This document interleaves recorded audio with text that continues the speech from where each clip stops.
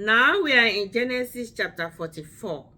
Joseph's brothers visited the second time and they have dined and spent time with him in his private house.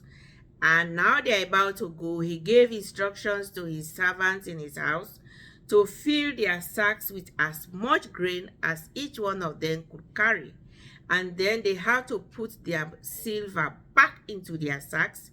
And then his silver cup has to be placed in Benjamin's sack. And when they have left, the servant has to chase them and accuse them of being ungrateful. And they repay evil for good. So let's read Genesis chapter 44 and see what is going to happen. Now, in verse 1, Joseph gave instructions to the steward of his house. Fill the men's sacks with as much food as they can carry, and put each man's silver in the mouth of his sack. Then put my cup, the silver one, in the mouth of the youngest one's sack, along with the silver for the grain. And he did as Joseph said.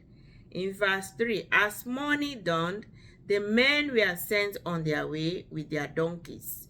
Then they had not gone far from the city when Joseph said to his steward, go after those men at once, and when you catch up with them, say to them, why have you repaid good with evil? Isn't this the cup my master drinks from and also uses for divination? This is a wicked thing you have done. So that was the accusation the steward that chased them told them. Their master's silver cup is what he used to drink and use for divination. To do sacred things for himself. So in verse 7, but they said to him, why does my Lord say such things? Far be it from your servants to do anything like that. We even brought back to you from the land of Canaan the silver we found inside the mouths of our sacks. So why would we steal silver or gold from your master's house? If any of your servants is found to have it, he will die, and the rest of us will become my Lord's slaves. So you see, the servant didn't even check their sacks. He only accused them. And now they are taking oath without them knowing that those things are in their sacks. And listen to what they said. I am going to read verse 9 again. If any of your servants is found to have it, he will pass away, and the rest of us will become my Lord's servants, my Lord's slaves. So you see? So let's go on and see. Very well then, he said, let it be as you say. Whoever is found to have it will become my slave. The rest of you will be free from blame. Each of them quickly lowered his sack to the ground and opened it. Then the steward proceeded to search, beginning with the oldest and ending with the youngest. And the cup was found in Benjamin's sack. Wow. At this, they tore their clothes. Then they all loaded their donkeys and returned to the city. So this is all happening in the absence of Joseph. This is the servant that chased them and doing this where he caught up with them. So they took the oath in front of the servants, and now they have found the cup in Benjamin's sack, the last born that their dad never really wanted to let go of. And they can't really stand this. Benjamin being accused of stealing the governor's silver cup. He will be bound in prison. How could they take that news to their aged father?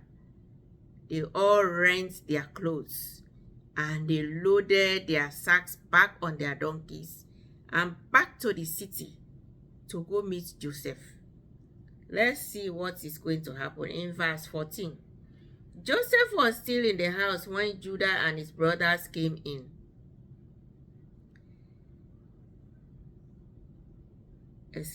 Joseph was still in the house when Judah and his brothers came in, and they threw themselves to the ground before him. Joseph said to them, "What is this you have done? Don't you know that a man like me can find things out by divination?" So look at what he told them. Divination, maybe finding it out spiritually. Being a prophet, a soothsayer, you can see things from afar. And in verse 16, "What can we say to my Lord?" Judah replied, "What can we say? How can we prove our innocence? God has uncovered your servant's guilt. We are now my Lord's slaves, we ourselves and the one who was found to have the cup." So Judah now threw himself, they all begging Joseph, "We all are going to be your slaves, plus the one that was found with the cup." But Joseph said, "Far be it from me to do such a thing. Only the man who was found to have the cup will become my slave. The rest of you go back to your father in peace." Wow. So Joseph said, "No, only the person that was found with the cup is going to be my slave. All of you go back to your father." That is Benjamin. He only wants to take Benjamin away from them to stay with him. Then Judah went up to him and said, "Pardon your servants, my lord. Let me speak a word to my lord. Do not be angry with your servants, though you are equal to Pharaoh himself." So they themselves know that this man is equal to the king. So they are begging him to pardon them. And we answered, "We have an aged father, and there is a young son born to him in his old age. His brother is dead, and he is the only one of his mother's sons left, and his father loves him. Then you said to your servant, 'Bring him down to me so I can see him for myself.' And we said to my lord, 'The boy cannot leave his father. If he leaves him, his father will die.' But you told your servant, 'Unless your youngest brother comes down with you, you will not see my face again.'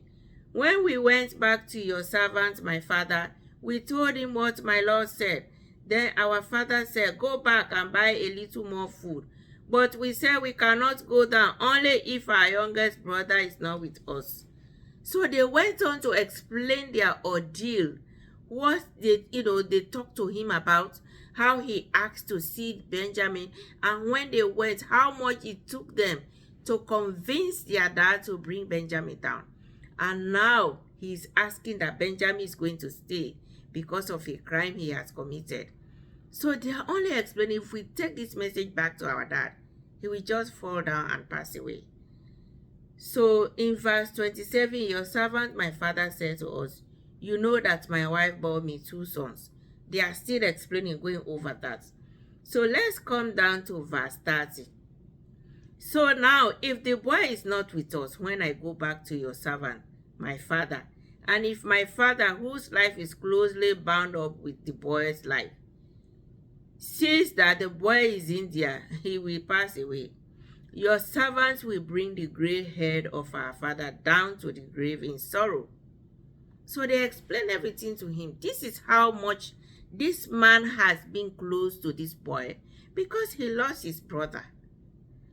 And now, him being stayed here, being accused of a grave crime, that news will just take our dad with sorrow to the grave.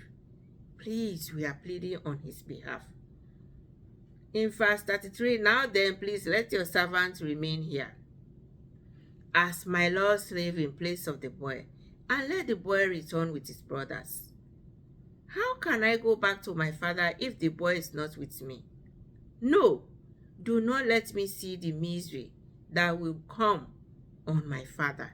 So Judah was still pleading with Joseph to see reason and not to let this boy stay, even though the crime committed was by Benjamin. But Judah said, "No, we took an oath. It took us time to convince our dad to release this boy to us. He is so much attached to him. If we go and tell him this news, that will take him to the grave in sorrow. We don't want to be responsible for the passing of our dad in sorrow. Please, let me stay here with you in prison and let the boy go with the others. And that was the end of chapter 44. So we're going to find out what is going to happen in the next chapters. But that is the end of this chapter. So you see, Joseph is doing all this, to trigger in them to see if they still have that much hatred, the anger they were using against him. But they are now learned from their lessons that grave mistake they did to get rid of their brother in their midst is haunting them. From day one they came, when that man was accusing them, they were talking to themselves. Our brother's blood is haunting us, is fighting us. This is why we are going through all this. So they are not saying this, but that might be passing through in their mind. Why are we having problems with this man? Anytime we come to buy food, there is problem here and there. And now this.